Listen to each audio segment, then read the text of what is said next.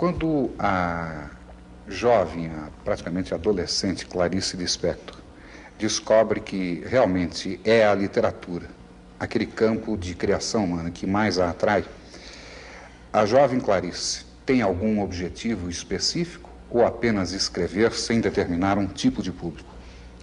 Apenas escrever. Você poderia nos dar uma ideia do que era a produção da adolescente Clarice Lispector? Caótica, intensa, inteiramente fora da realidade da vida. Clarice Lispector fez parte da terceira fase do modernismo e em suas obras tinha como objetivo atingir as regiões mais profundas da mente das personagens a fim de explorar os mecanismos psicológicos. Como características, podemos citar a importância secundária do enredo, que não possui nem início nem fim, o tempo psicológico e as ações que, quando aparecem, servem para ilustrar as peculiaridades psíquicas das personagens. Além disso, as características físicas aparecem em segundo plano, tanto que os personagens, na maioria das vezes, nem possuem nome. Cotidiano revelador é o momento da revelação, é o momento em que ocorre a epifania. Fluxo de consciência consiste em explorar a temática psicológica de modo tão profundo que o assunto nunca é completamente abordado. E essa sequência de pensamentos indefinem as fronteiras entre a voz do narrador e a voz do personagem, de uma forma que mistura desejos, ações, sentimentos e não consegue saber se é o personagem ou se é o narrador que está falando no momento. E isso contribui para uma estrutura sintática caótica. Quanto ao sentido literário, epifania é um momento privilegiado de revelação, quando acontece um evento ou incidente que ilumina a vida da personagem. A partir disso, percebe-se que um dos grandes objetivos de Clarice em suas obras é o momento epifânico, no qual, por meio de uma revelação que geralmente ocorre através de um momento inusitado, a personagem descobre que vive em um mundo absurdo, provocando um certo desequilíbrio interior e, consequentemente, causando uma mudança drástica em sua vida. Ao se debruçar sobre o universo feminino, a autora criou personagens femininas complexas, dando notoriedade aos seus anseios e profundidade. No geral, ficam ressaltados seus pensamentos, questionamentos e olhar dessas mulheres não só sobre o feminino e os amores, mas sim sobre a percepção do mundo que as cerca. Graças a Clarice, essas mulheres, que antes eram retratadas na literatura apenas como secundárias e meros seres decorativos, em suas obras ganham densidade e importância, além da percepção de que não são definidas por suas relações com outras pessoas. Nas obras de Clarice, a angústia existencial é referente a quase todos os seus personagens, de modo que eles passam por situações conflitantes, independente da situação em que eles vivam. Um exemplo disso é Macabé e GH, que mesmo vivendo em situações opostas, uma sendo muito pobre e outra muito rica, passando por situações conflitantes. A angústia existencial funciona como um ponto de apoio para a personagem perceber todos os seus conflitos interiores e ver a necessidade que ela possui de resolvê-los. Bom, eu vou falar do conto A Esperança. O título é A Esperança porque o conto gira em torno da esperança inseto com a esperança sentimento. Tem apenas 3 páginas e vai da página 92 até a página 94. E tem 2 personagens, a mãe, que gosta de ver as semelhanças e diferenças entre o inseto e o sentimento, e o filho, que é bastante curioso e gostaria de aprender sobre o inseto e proteger ele. A temática é de como um inseto e um sentimento tão diferentes, mas com o mesmo nome, têm tantas semelhanças. E o maior conflito foi quando apareceu uma aranha e o filho queria matar, pois a aranha queria a esperança. E a mãe disse que não se matava uma aranha. Mas no final o filho matou a aranha e a esperança ficou bem. Eu e Eduarda vamos falar do conto Os Desastres de Sofia. Eu vou falar sobre o título, a temática e o tamanho. Bom, o título ele é uma alusão ao livro infantil escrito no século XIX da Condessa Segur e que também se chama Os Desastres de Sofia. Porém, A Sofia, ela não aparece o nome Sofia não aparece no decorrer da história, somente no título. A Sofia, ela é de origem grega e significa sabedoria. E talvez a narradora personagem tenha usado para descrever que ela era uma criança inteligente e, ao mesmo tempo, muito avançada para a sua idade. Bom, o tamanho desse conto tem 19 páginas frente e versos e 42 parágrafos. Bom, a temática desse conto é o amor que Sofia sentia pelo seu professor, e ela fazia um jogo com ele. Ela amava-o atormentando. Agora eu vou iniciar a explicação sobre o conto Os Desastres de Sofia. Eu vou falar um pouco agora sobre os personagens e eu vou falar sobre a personagem principal, que se chamava Sofia. Ela era narradora personagem. Ela era uma menina de apenas 9 anos, era muito inteligente, curiosa, tinha uma personalidade singular e não era uma criança inocente, diferente das outras. Há também uma curiosidade. A personagem que foi escrita por Clarice, Sofia, tinha semelhanças parecidas com a autora. Clarice também havia perdido sua mãe com mais ou menos 9 anos e a personagem Sofia também. Então a personagem Sofia pode ter sido influenciada pela vida de Clarice na infância. A personagem Sofia também faz uma pequena referência ao seu pai e sua mãe. Sua mãe, que tinha morrido há alguns meses, e o seu pai, que estava trabalhando. Há também outro personagem, professor. O nome dele não é citado na obra e a menina sempre o chama de professor. Ele era gordo, grande, silencioso, tinha os ombros contraídos e sempre usava um paletó que era curto demais, tinha o nariz grosso e romano. A grande tensão da narrativa e o conflito acontecem quando o professor propõe que os alunos façam uma composição de uma história que ele havia contado na sala. Então Sofia, como sempre para contrariar o professor, inverte o sentido real da história, na intenção de irritar o professor, mas isso não acontece. Ele acaba adorando a história e a chama para fazer um elogio. A personagem que estaria em busca de sua própria identidade a encontra na epifania, quando ela entende que em tudo que nela não prestava era o seu verdadeiro tesouro. Ou seja, mesmo ela sendo ruim com o professor, ela consegue o fazer feliz com a sua composição em meio à tristeza do mesmo. Eu vou falar sobre o conto Legião Estrangeira. O conto contém esse título pois Ofélia, uma menina de 8 anos, que se passa a intrometer na vida da narradora, o deixando uma sensação de uma estrangeira dentro de sua própria casa, levando uma sensação de solidão para a mesma. Tamanho.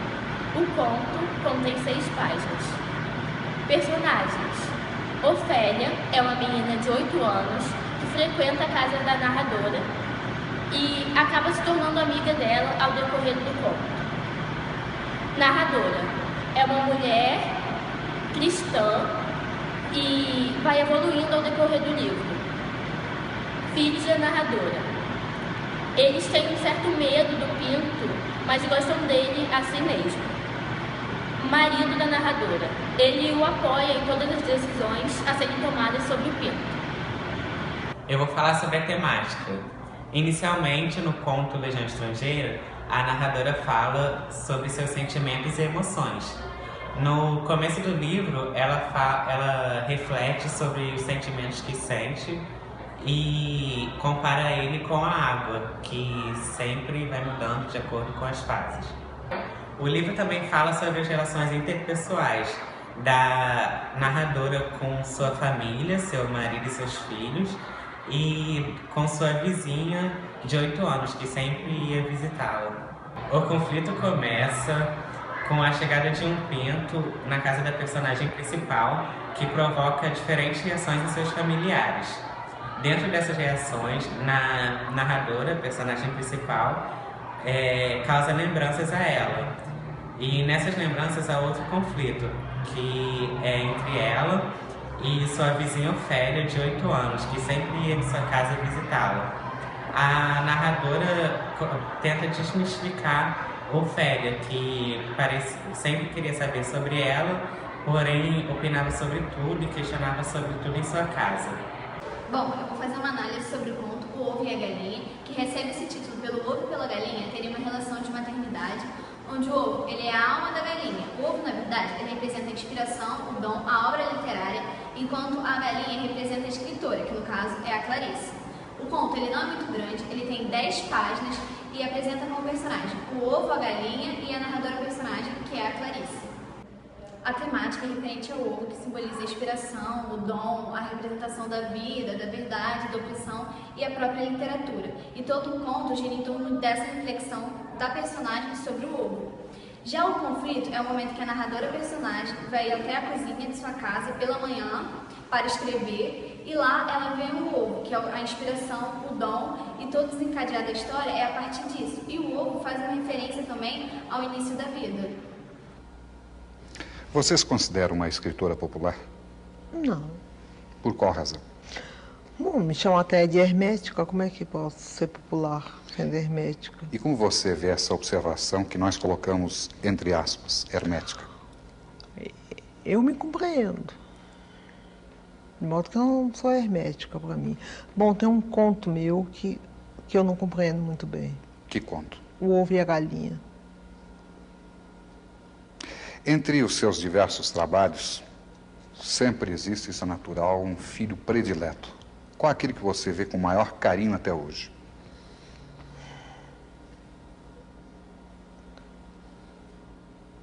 O ovo e a galinha, que é um mistério para mim.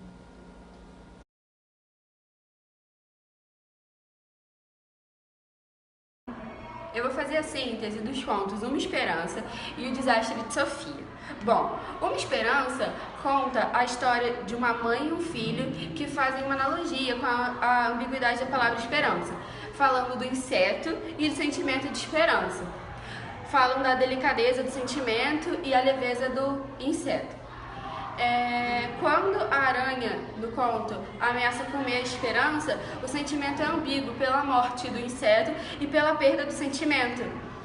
Já no conto Os Desastres de Sofia, fala de uma menina de 9 anos que se apaixona pelo professor, mas ela não se apaixona como a mulher que ela seria um dia. E ela se apaixona pela paciência impaciente dele, pelo seu silêncio, pela forma que ele era. A semelhança entre esses dois contos é a ambiguidade de palavras e de sentidos do conto. A moral, ela varia entre os sentidos das palavras. O conto Legião Estrangeira começa com a protagonista se lembrando de Ofélia e seus pais, que conheceram há muito tempo. Abre aspas, estou tentando falar daquela família que se viu há anos sem deixar traços em mim. Fecha aspas. A protagonista se lembra também de um pinto que foi deixado em sua casa na véspera do Natal. Seu marido e seus filhos, surpresos, tentaram descobrir o porquê do pinto ter sido deixado lá naquela ocasião.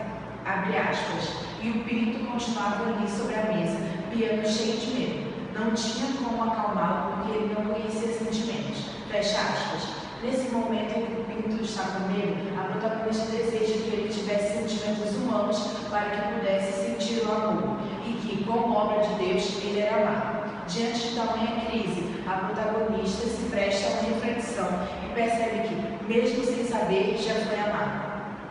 Então ela estendeu a mão e pegou o animal. Após a ação lhe veio a lembrança, Ofélia, que não só ela, mas também seus pais. Ofélia tinha o hábito de dar opinião sobre tudo, criticar e analisar. E ainda em seus pensamentos, em suas memórias, a protagonista conta que bateram à sua porta e que, na surpresa, era a mãe de Ofélia. E nisso, ela pergunta se a sua filha está na casa da protagonista. E ela responde que sim, e percebe uma reação da mãe não muito boa, de desconfiança e de preocupação. Com isso, a protagonista se sente um pouco triste e preocupada, pois nunca havia feito nada para deixar a mãe da menina preocupada.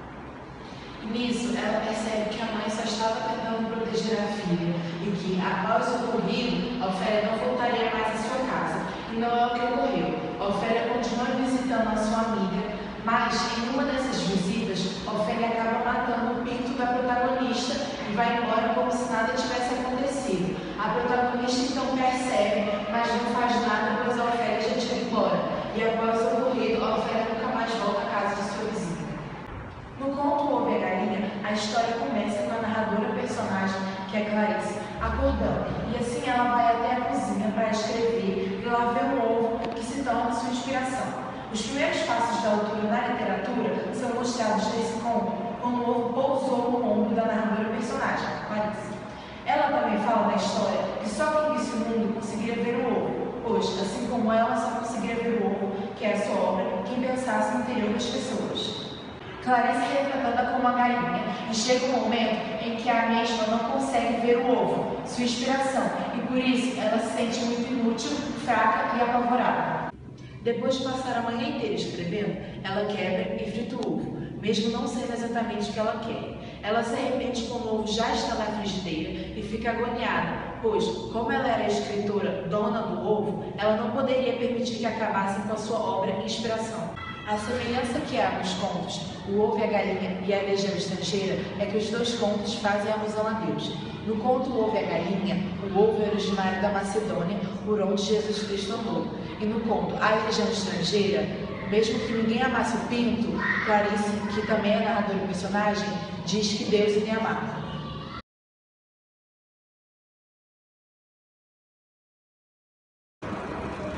A música de Janeiro a Janeiro, de Nando Reis, conta a história de alguém que é apaixonado de forma platônica por outra pessoa.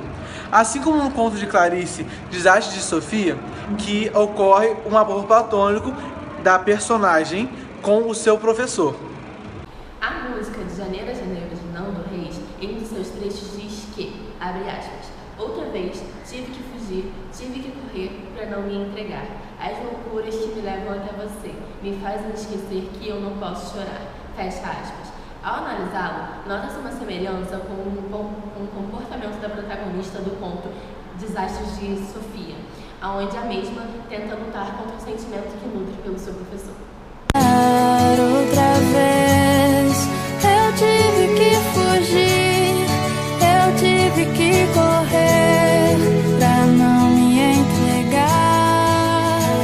As loucuras que me levam até você fazem esquecer que eu não posso chorar.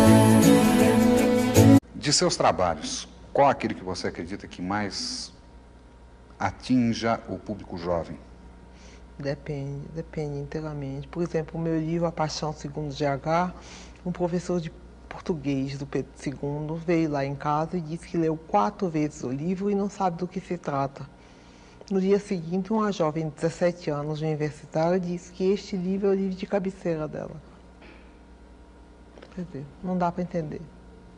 Isso aconteceu em relação a outros de seus trabalhos? Também em relação a outros dos meus trabalhos. Qual que você se lembra agora? Ou não toca. Ou, quer dizer, suponho que entender não é uma questão de inteligência, e sim de sentir, de entrar em contato. Tanto que o professor de português e literatura, que devia ser o mais apto a me entender, não me entendia. E a moça de 17 anos lia e relia o livro.